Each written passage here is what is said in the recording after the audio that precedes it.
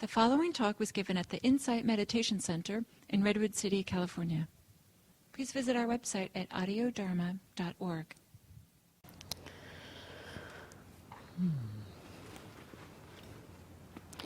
So I want to talk this morning about some of the tools that support our practice.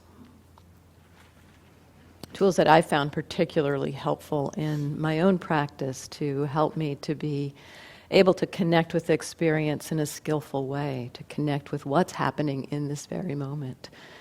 And yet to start, before I go into techniques and specifics, I like to remind us all of why we do this.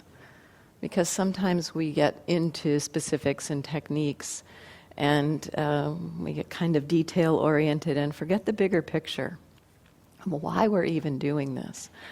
And so I just want to remind us all, we're cultivating mindfulness. Why are we cultivating mindfulness? In the Buddha's own journey, his quest, his journey was motivated by a question of suffering, a question around seeing how he and everyone around him experiences sorrow, pain, grief, and he wondered, is it possible to live in this world without constriction, without suffering?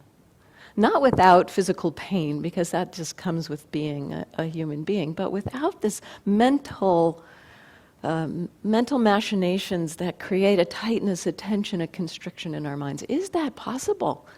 To live in a way that we are not struggling with what's happening in our lives and in the world.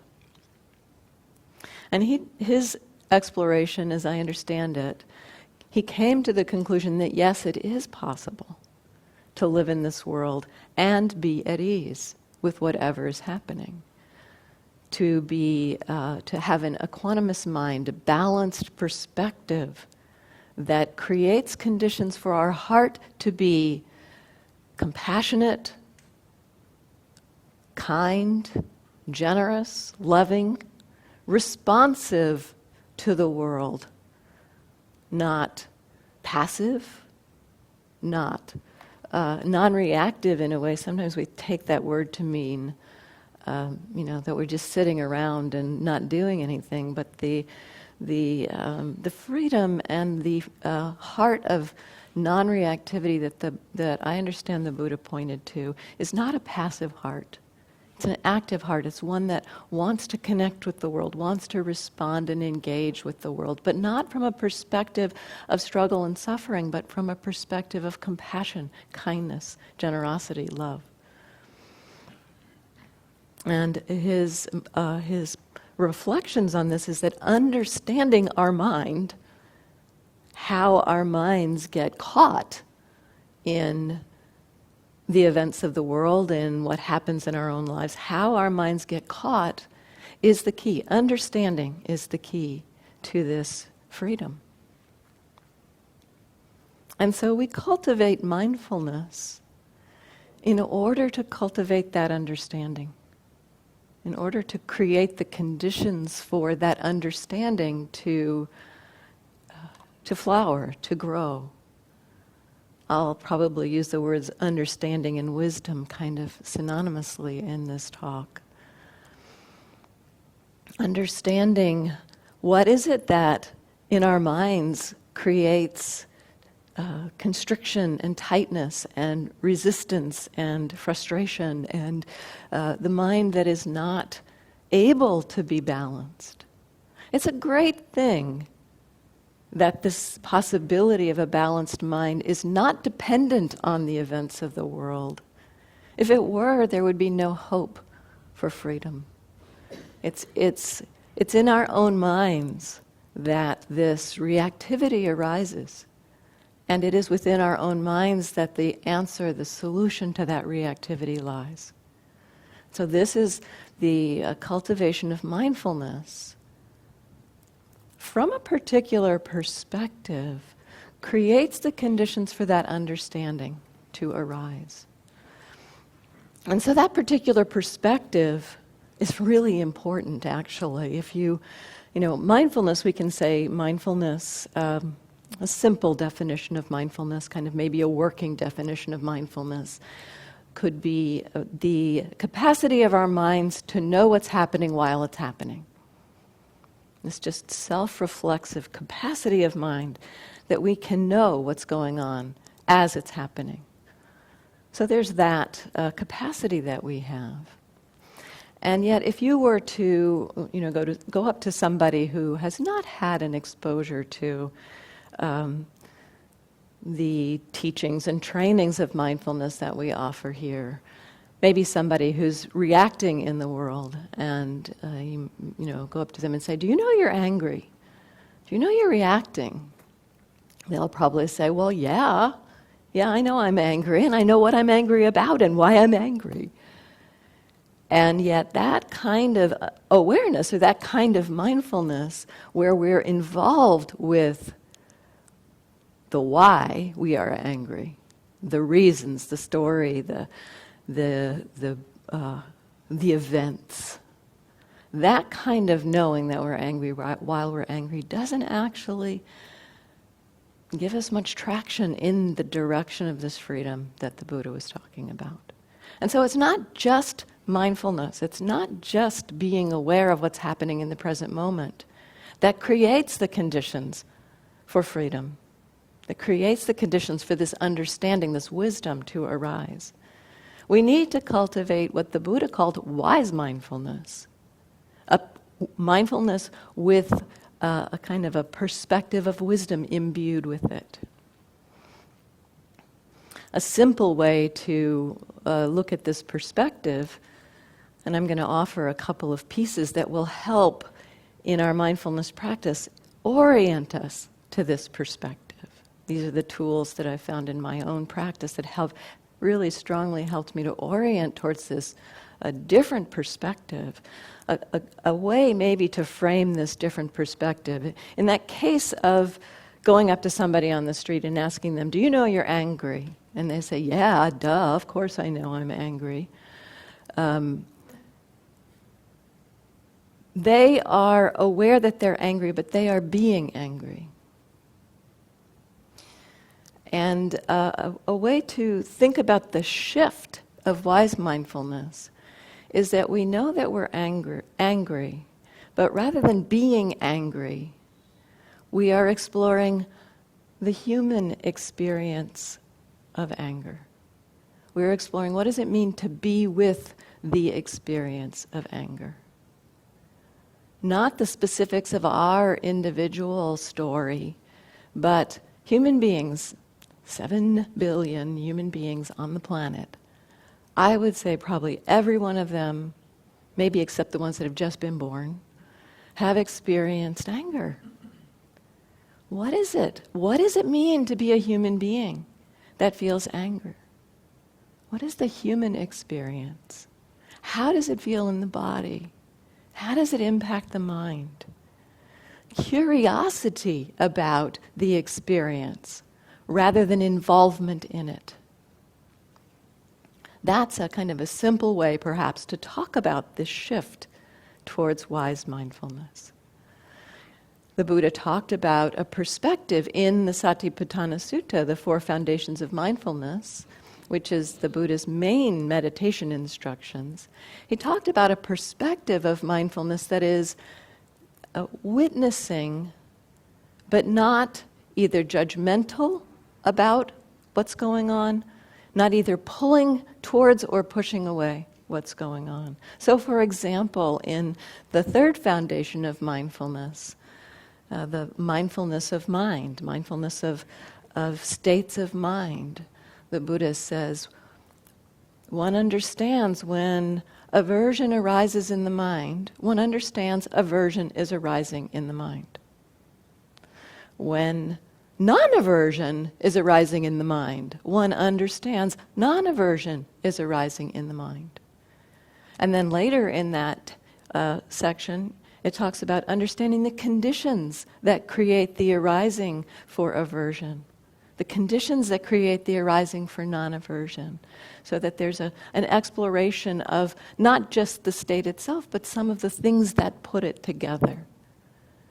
But there's nowhere in that text that it says anything like, when aversion arises in the mind, we judge ourselves and tell ourselves we're a horrible person. It says when aversion arises in the mind, we understand aversion is arising in the mind. This is that perspective of being with. It also doesn't say when aversion is arising in the mind, we get involved in the story of why we're averse and start thinking about it and creating plans and agendas for revenge. It doesn't say that either. When aversion is arising in the mind, we understand aversion is arising in the mind.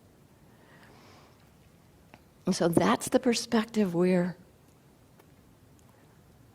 trying to create with our practice, with our mindfulness. As we come into that perspective, that place of where mindfulness can be that non-judgmental, almost non-involved witness to experience, being with experience, it creates the conditions for the understanding to arise. What seems to happen as we bring that perspective of uninvolved attention to our experience is it creates the conditions for the weakening in our mind of unwholesome states of greed, aversion, delusion. It creates the conditions for those to lessen, for them to reduce over time.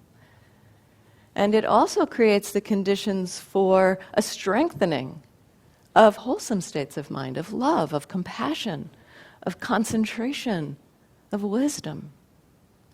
So the same practice, the same conditions creating with wise mindfulness support the diminishment, the weakening of unwholesome states, of states that get us caught in suffering, and the increase of the wholesome states, the states that lead us away from suffering. We don't have to try to make that happen. What we do have to explore is how to create the conditions for a mindfulness that has that perspective, that has that wise mindfulness perspective. And so I'd like to offer three. Hopefully I have time for all three this morning. Three tools from my own practice that I found incredibly helpful in setting up that container, essentially setting up the container of meditation.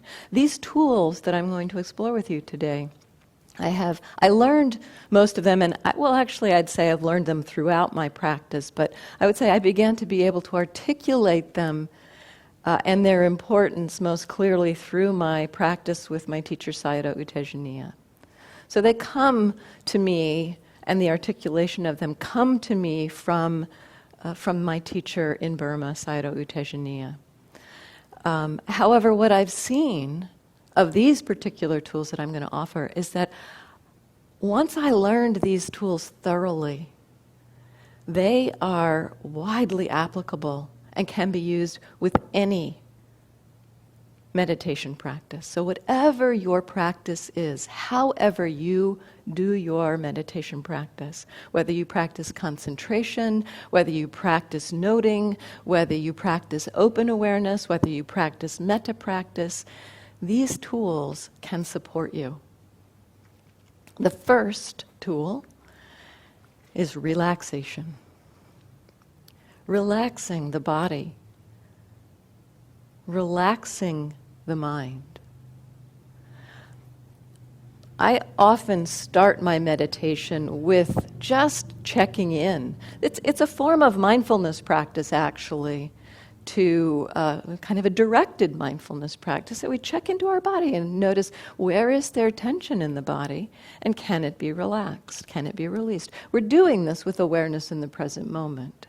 And so it is cultivating attention in the present moment and encouraging the body to let go of tension. there's a very tight coupling between the mind and the body. When there is tension in the mind, when the mind is constricted or frustrated or reactive, it often ripples into the body and creates some form of tension in the body. Muscular tension, tension in the outside of the body, tension in the inside of the body. And if we can notice that tension and consciously release it, which we sometimes can consciously release that tension, that relaxation of body has a feedback in the mind. And it supports the mind to be able to let go and relax a little bit. And so starting with relaxing the body creates the conditions for the mind to be able to let go a little bit of some of its tension. And then we explore, maybe it's also possible to let go of mental tension. Gil has a great way into this. You know, we often do a kind of a body scan, and I like to explore a body scan that first relaxes the muscles of the body and then goes to the core of the body, because sometimes we can actually relax inside the body. Just right now, just see what happens if I suggest, is it possible maybe there can be a relaxation inside the throat? Maybe the heart can relax, the area around the heart. Maybe the stomach, the intestines can relax. It's not always possible to do this, but sometimes hearing this, inclining the mind in this direction, it's not so much a doing, it's more like dropping it in. Throat, are you willing to relax? Heart, maybe you can relax. Intestines, are you able to relax right now? So it's not so much of a doing, it's more of a request. Drop that request into your system and see what happens.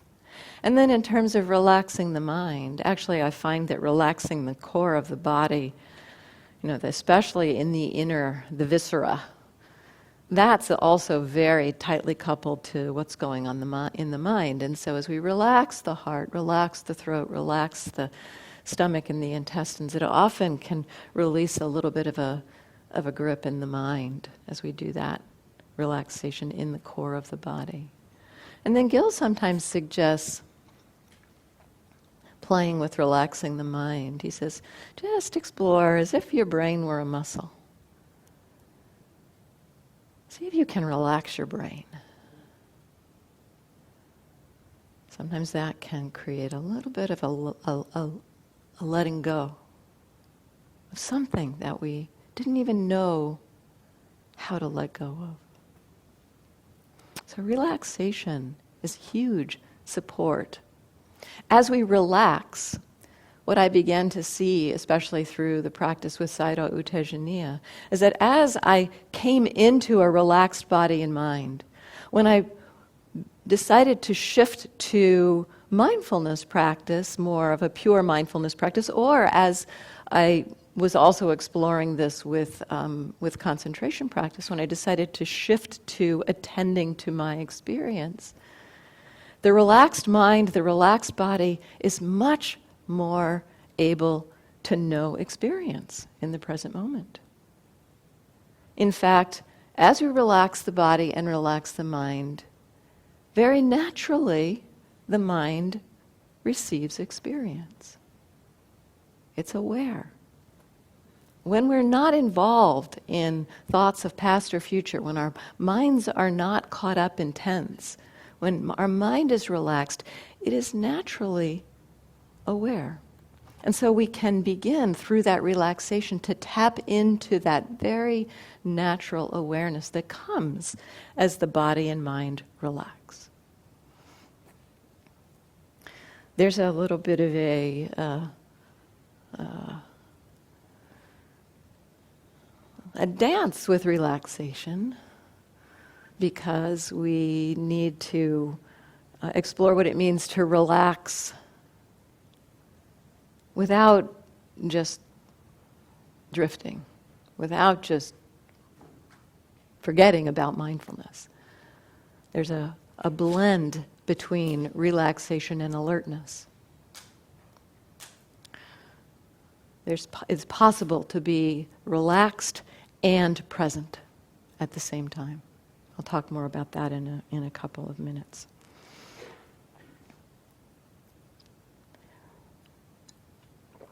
The second tool is exploring a receptive awareness. What I mean by that is kind of a receiving of experience rather than a going out and looking for experience. So, mindfulness, if we come back to what mindfulness is a knowing of what's happening in the present moment as it's happening. We don't have to choose, consciously decide to pay attention to something or direct the attention in order for mindfulness to be working. Mindfulness is a very natural function of mind. It's a ordinary part of our minds that is present for what is able to know what's happening in the present moment while it's happening. Right now, what's obvious for you in this present moment? Don't go looking for it. Settle back, see what wants to come to you. Maybe sound. Maybe it's the sensations of your body, the contact of your hips. What's coming to you? Can you kind of take the back seat and let experience come to you? What's obvious? Relax. When we relax, this receptive stance is easier to access. Relax, and what comes to you? So I want to talk for just a minute about this receptive quality and that capacity that we have to direct our attention. Earlier in my practice, I thought that mindfulness meant that I chose what to pay attention to. I decided I was going to pay attention to the breath.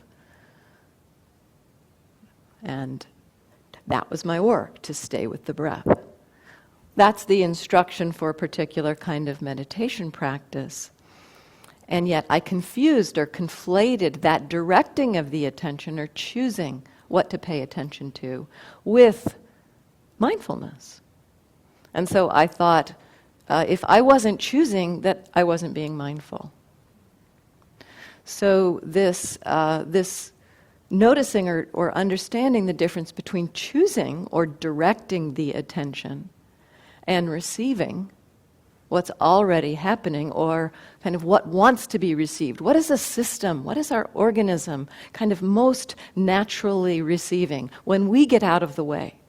When our agendas, our plans, our views, when we get out of the way, what does our system receive? So this receptive stance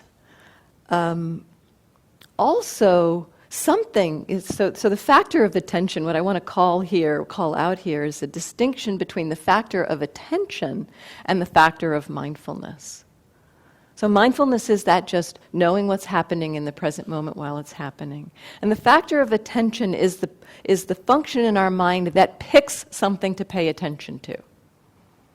The sound of the car, a body sensation. There's something that this factor of mind picks something to pay attention to. And that factor of mind, of picking something to pay attention to, is amenable to conscious control. Or if we're not consciously controlling it, our system, it kind of happens automatically. So our system decides what to pay attention to. It's kind of like our breath, it's like we can decide, I'm going to breathe in now. So it's amenable to our conscious control, the breath.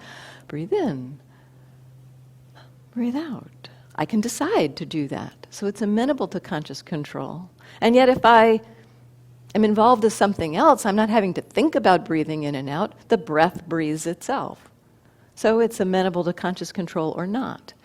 And the factor of attention is kind of like that. It is amenable to conscious control. We can choose with our directing, a capacity of our mind, I'm going to pay attention to the sensations of my hips touching the chair right now, or bench, or cushion. We can do that. We can choose that. But we don't have to do that. And if we don't do that,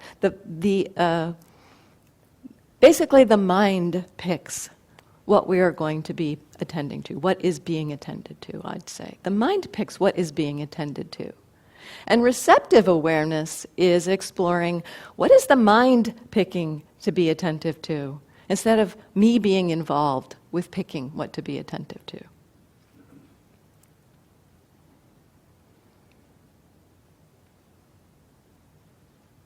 So this stance of receptive awareness, this is basically the core of the practice that Sayadaw U Tejaniya teaches and that I'm exploring this week. And I'll start to explore it in the Thursday night series that I'm beginning on, the 4-week series I'm beginning on Thursday night. This stance of receptive awareness can be a practice in and of its own right. And I learned it very thoroughly there, where just not involved with any choice. Sometimes this kind of practice is called choiceless awareness because we're not consciously choosing what to pay attention to. I prefer receptive because it's pretty clear once you start watching the mind that something is making a choice to pay attention to something. Whether I'm consciously choosing it or not, it's not exactly choiceless. But it is receptive. And I found in my own practice that this receptive stance allows the mind to be sometimes more relaxed with practice, and it also can allow us to see things that we might not otherwise see. If we are always picking what we are paying attention to, there are things we're going to miss because there are things happening in our minds that we do not know what they are. And so the receptive stance begins to open us to a lot of unfamiliar experience. It can be a little unsettling at times because it's like, wow, I have no idea what's happening right now. I know I'm aware, but boy, I don't know what's going on. That takes some balance of mind. So there's a cultivation of comfort with new experience, comfort with the unknown that begins to come as we cultivate this receptive awareness. Now, having talked about receptive awareness from a kind of a pure stance this way, how does it blend with a directed practice? How does it blend with something like concentration practice? I found it that for myself, this was a key for me, actually, when I learned, oh my gosh, these two can come together. I can receive the breath. That's when my concentration practice started being much more fruitful. Relaxed, receptive attention to the breath. It's kind of like so we can pick something to pay attention to. We can direct the attention to a field. For instance, we could direct the attention to the field of hearing. So that's a directing of the attention. We're allowing our attention to settle in our ears. And then we can not go out trying to find things, but just receive from that. We've chosen a field, and then we settle back and receive. So we don't go out and listen to things, but just let what comes to the ear come to the ear. It's a receiving. It's like a radio functions. The way a radio works, it's called a receiver, so that's a nice analogy. And if you don't tune the receiver, you're basically pulling in the waves from all the different frequencies, and so, you're not hearing the specific stations. And so you can tune to a very specific frequency. So you tune it, But then it's not like the radio is going out and finding that frequency. It's receiving that frequency. So we tune and then receive. And so likewise with the breath, we can choose, I'm going to pay attention to this area of the abdomen. And then instead of going out looking for what's there, we just accept, we receive what's available to be known there. Relax and receive. So there can be this combination of aiming, directing, and receiving. Even with the metta practice, in my experience with the metta practice, there's the formal metta practice includes the use of actively reminding ourselves or saying phrases of goodwill. May you be happy. May you be healthy. And so there's a little bit of an aiming in that direction. We are aiming towards those thoughts. But then what I discovered for myself was it really helpful. Say that thought. Aim that thought. Like thinking of my benefactor. May you be happy. And then I spent some time in the area of the heart receiving. What was the impact? What was the effect of making that wish? May you be happy. Receive how that landed. So, again, directing to a particular field, in this case metta, and then receiving. How does it impact you?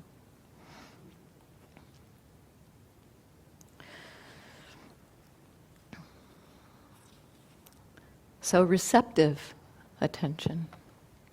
This receptive attention, I've only got 10 minutes left, let me see.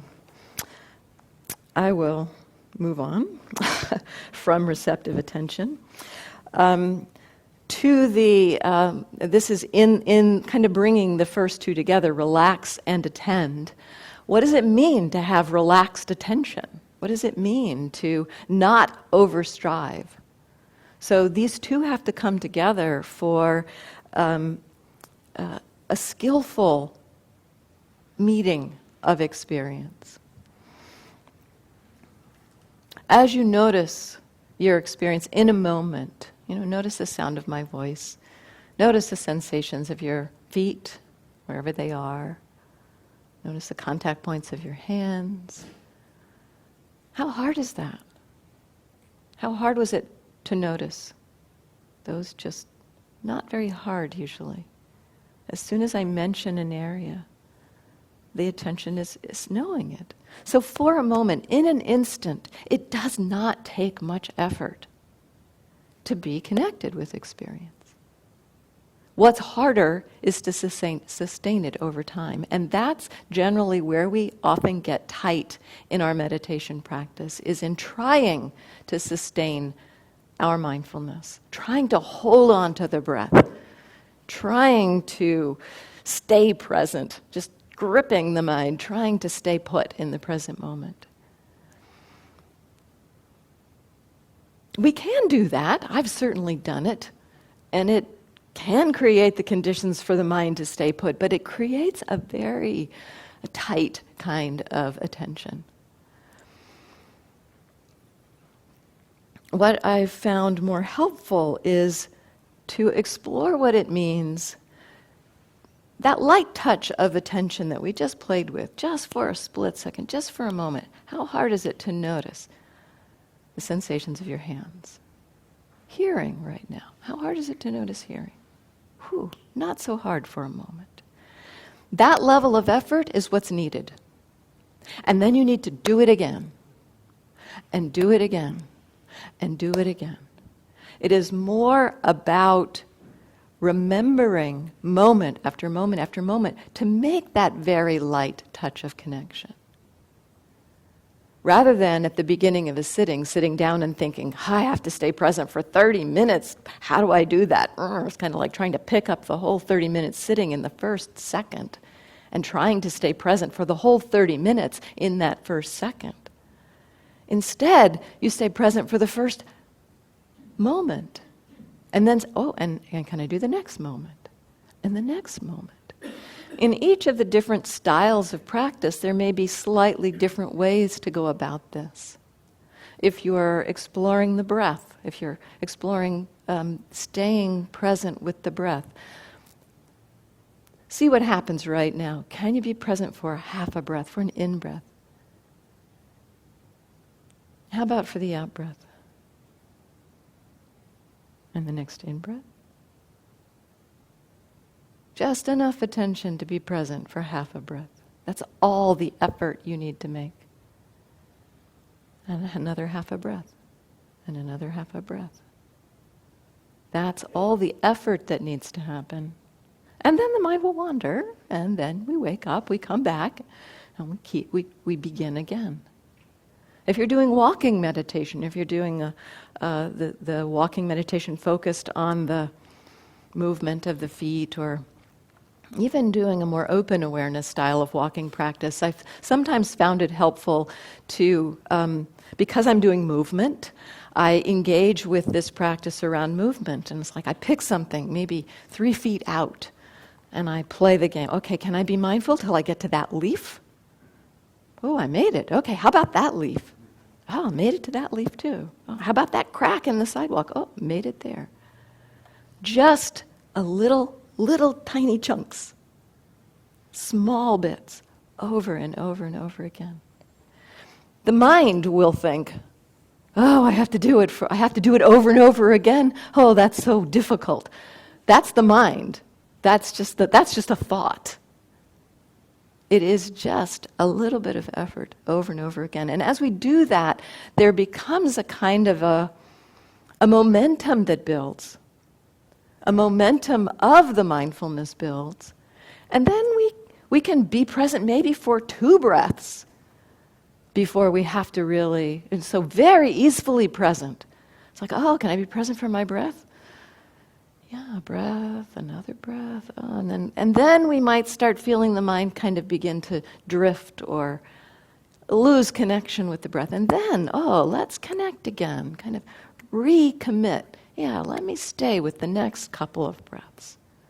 So we tune our level of effort to the continuity of mindfulness. As we do this light touch of practice, a momentum builds, and we can back off on how much we're reminding ourselves. I find curiosity to be a great support in a light touch of practice. If we can have an attitude of, what is this? What does it mean to be a human being that's breathing? What does it mean to be a human being that's experiencing frustration? What is that? If we can bring a curiosity to our experience, this creates a natural energy. And we don't have to do so much efforting to stay present. The curiosity creates that energy to stay present.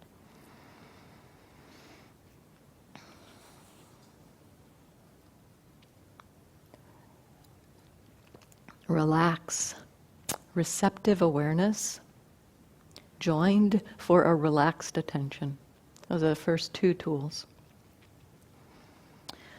The third is an exploration of allowing. This is that perspective that the Buddha pointed to in the Satipatthana Sutta. When we see aversion arising in the mind, we understand aversion is arising in the mind. When we see non-aversion arising in the mind, we understand non-aversion is arising in the mind. Likewise, he said this for greed, for delusion, for contraction, distraction, and further on for states of concentration. In that sutta, he described knowing the mind is concentrated, knowing the mind is not concentrated. So this is pointing to allowing experience, an allowing perspective. And for me, the allowing perspective, allowing is a word that shades between equanimity and love and compassion. The perspective of allowing, as we enter into what does it mean to allow our experience to be as it is, Sometimes that experience of allowing has the flavor of balance of mind, of non-reactivity, of equanimity. Sometimes it has more of the flavor of compassion or love. And so this allowing perspective brings in the attitude of kindness, of compassion. And so we might explore this as kind attention, loving attention to our experience. So this is an important part of the perspective of what it means, what wise mindfulness means, this allowing attention.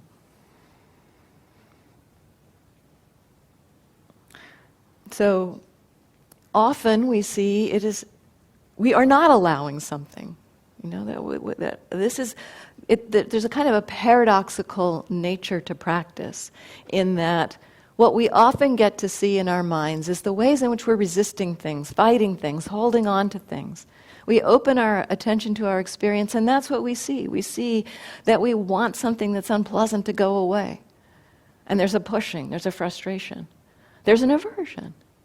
And the Buddha's instructions, if aversion is arising in the mind, no aversion is arising in the mind. And so we see that there's a reactivity. Allowing doesn't mean we get rid of that reactivity. Allowing means we allow the not allowing. What does it mean when we notice we're not allowing something? To step back and explore, oh, not allowing is happening. Okay, not allowing is arising. Can I know that not allowing is arising? As opposed to feeling like, this is a problem, I need to fix it or change it. We step back and see if we can allow the not allowing. This is how so much of our practice unfolds, is through that perspective of allowing. It's like we create that bigger container, a bigger container of experience, and then explore, can the container be big enough to hold this too? If we find that it can, that's pretty much all we need to do. That's the perspective of being with. We can be with anger, we can be with frustration, we can be with confusion, wanting, pride. And yet there are times when the strength of our reactivity is greater than the capacity to be mindful. And at that point, we need to learn skillful means. How do we respond when we try to turn our attention and be with anger and find it just takes us down the rabbit hole of anger? What do we do then? Not beat ourselves up, not try to tell ourselves there's something wrong with us, but see, what are some skillful means? Can we turn our attention away from that? Maybe take a walk in nature. Change the channel, I sometimes say. Redirect the attention. Find something else we can be with in an allowing way. It's an act of compassion for ourselves. It's an act of that heart of allowing, to recognize this mind is not capable in this moment of meeting that experience in a simple way, and something else needs to happen. And so we use skillful means. There are times for that.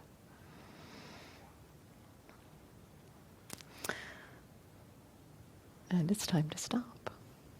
So, thank you for your attention.